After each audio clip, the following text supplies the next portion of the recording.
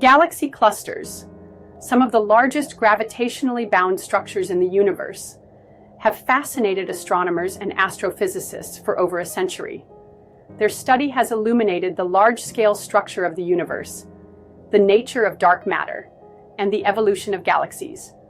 This description chronicles the milestones in the history of galaxy cluster studies, from their initial discovery to the advanced observational techniques of the modern era.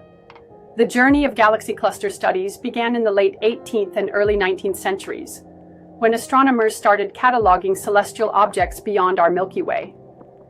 Charles Messier, a French astronomer, created one of the earliest catalogs of nebulae and star clusters, which included objects later identified as galaxies and galaxy clusters. William Herschel, an English astronomer, expanded this effort by cataloging thousands of nebulae.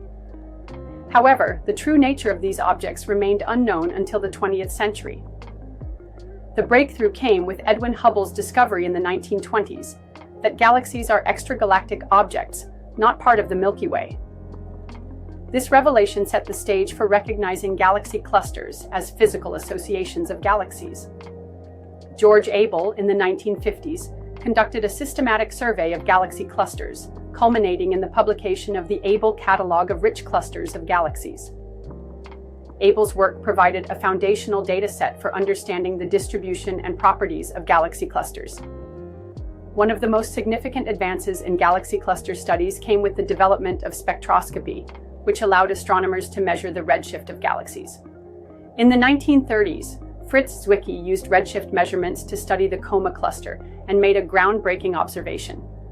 The galaxies in the cluster were moving too fast to be held together by their visible mass alone. This led him to propose the existence of dark matter, an unseen component providing additional gravitational binding.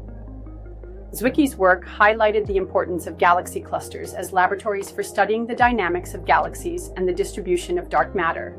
Subsequent redshift surveys in the mid-20th century enabled astronomers to map the large-scale distribution of galaxy clusters, revealing the cosmic web structure of the universe. The advent of X-ray astronomy in the 1960s and 1970s revolutionized galaxy cluster studies. Observations with satellites like Uhuru and later the Einstein Observatory revealed that galaxy clusters emit copious amounts of X-rays. This emission originates from the intracluster medium, ICM, a hot, diffuse gas that fills the space between galaxies and clusters. The discovery of the ICM provided a new tool for probing the mass and dynamics of galaxy clusters. By analyzing the X-ray emission, astronomers could estimate the total mass of clusters, including the dark matter component. Moreover, the study of the ICM's temperature and metallicity offered insights into the history of star formation and supernovae in clusters.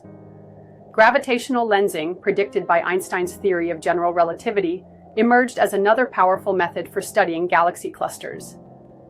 In the 1980s and 1990s, astronomers began using lensing effects to map the distribution of dark matter in clusters.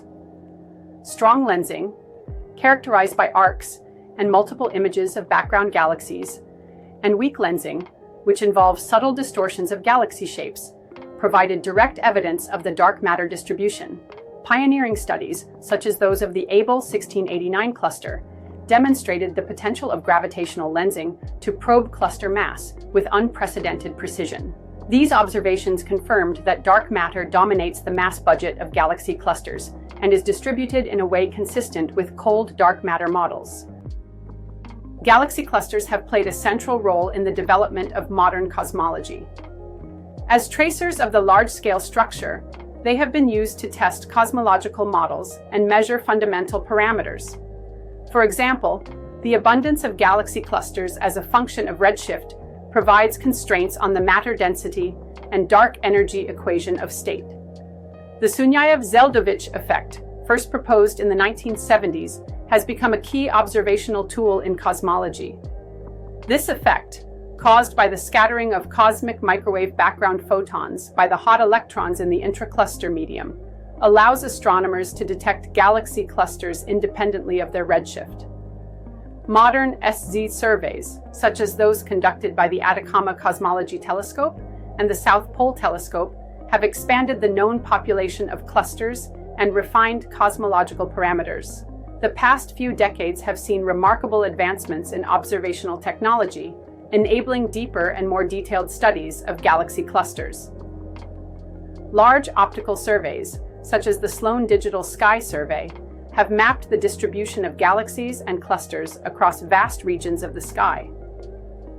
Infrared surveys, like those conducted by the Spitzer Space Telescope, have probed the properties of clusters at high redshifts, shedding light on their early formation history.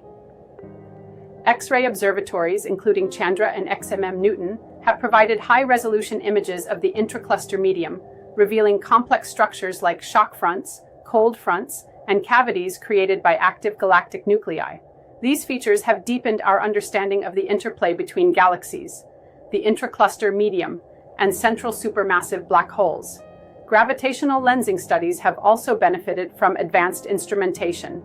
The Hubble Space Telescope's Frontier Fields program produced some of the most detailed maps of dark matter in clusters, while ground-based facilities like the Subaru Telescope have conducted extensive weak lensing surveys. The study of galaxy clusters is poised for further breakthroughs in the coming decades. Next-generation observatories, such as the James Webb Space Telescope and the Vera C. Rubin Observatory, will provide unprecedented sensitivity to study clusters at high redshifts.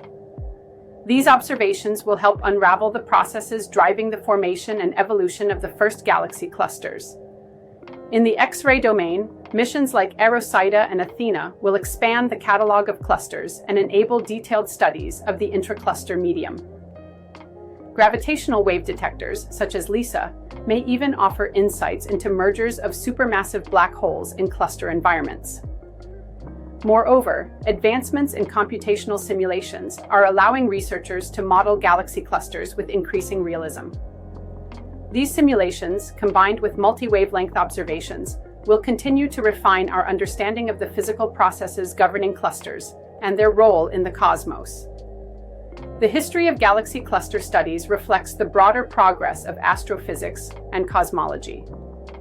From the early catalogs of nebulae to the sophisticated observations of the modern era, galaxy clusters have remained a cornerstone of our quest to understand the universe. As new technologies and methods emerge, they promise to unlock further secrets of these colossal structures, deepening our knowledge of the cosmos and our place within it.